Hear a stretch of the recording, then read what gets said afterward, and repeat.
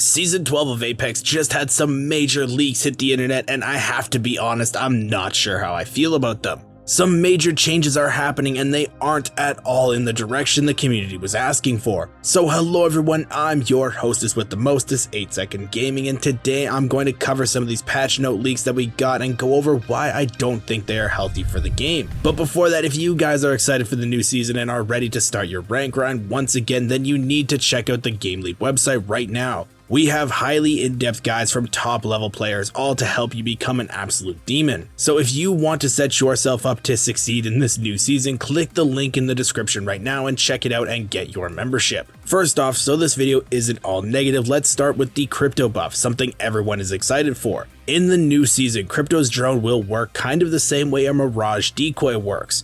When thrown, it will fly in the direction that it was thrown and continue till it hits a set distance. The drone will scan any enemies it hits along the way. This kind of seems like a Bloodhound scan and a Mirage decoy had a baby. But on top of that, he can throw his drone onto a wall, object, ceiling, or anything like that to work as a sort of security camera. This will address some of the issues Crypto's had before because his kit was limited to him sitting in the drone and basically being useless and stationary. Now he can use his abilities on the move to help set up for pushes with his EMP, making him a lot more viable. But Crypto isn't the only legend getting changes this season. On launch, we are seeing Caustic be hit with some nerfs. Before, Caustic was insanely good at stalling pushes on buildings because when his gas was active, there was no way to stop it.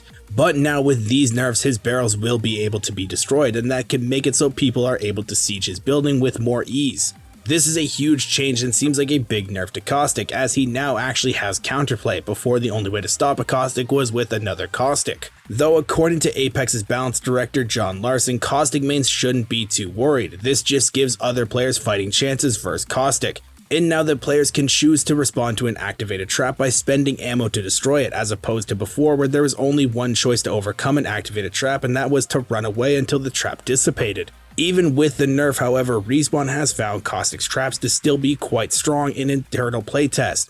Additionally, when a trap is destroyed, the gas it has emitted briefly does linger in the air, affording Caustic and his allies a window of opportunity to attack and be defensive. But now that we have the legends covered, let's move on to the weapons changes where I fear the most for this season. Starting off, there is no new gun coming, that's pretty well known. But where it starts to get a little weird is the longbow and flatliner going into the crafter, so they will only be obtainable through the replicators. This is very weird, and before when they had guns in the crafter, people didn't like it very much. This will be nice in some ways though, because it does get 2 guns out of the loot pool for ground loot, but they were 2 guns that people enjoyed, so it's kind of a win-lose situation.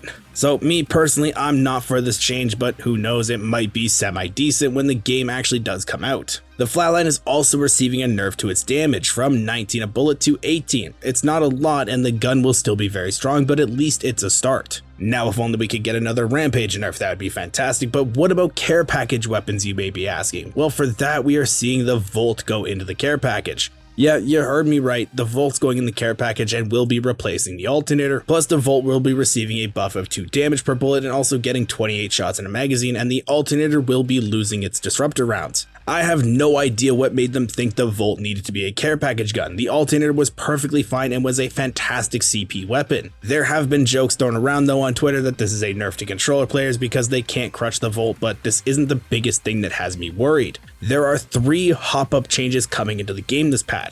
Number 1, shatter caps will be active whenever you hip fire, so you will no longer have to swap between the modes, and that is kinda good. Number 2 is that the new hop up for the triple take and Peacekeeper is called Kinetic Feeder, making the choke time shorter and when you slide the gun loads ammo from your inventory. Another good change. But number 3 is absolutely terrifying as we are seeing the return of the hop up hammer points. Hammer points do additional damage to unshielded targets, so whenever someone's flesh, you do a lot more damage to them. And I loved hammer points, I was hoping to see the return of them, but with the recent buff to the Mozambique and the P20, these will be absolutely insane on the guns. But not only that, the hammer points are now going on the RE45 as well. A fully automatic machine pistol is getting hammer points. These scare me a lot. These hop-up changes have the same workings as the Season 2 disruptor rounds did, where if you didn't have people on your squad running them, you had already lost the game, and that's why I'm worried. These changes seem kinda random from Respawn, and it's almost like they don't actually want people to enjoy playing the game this season.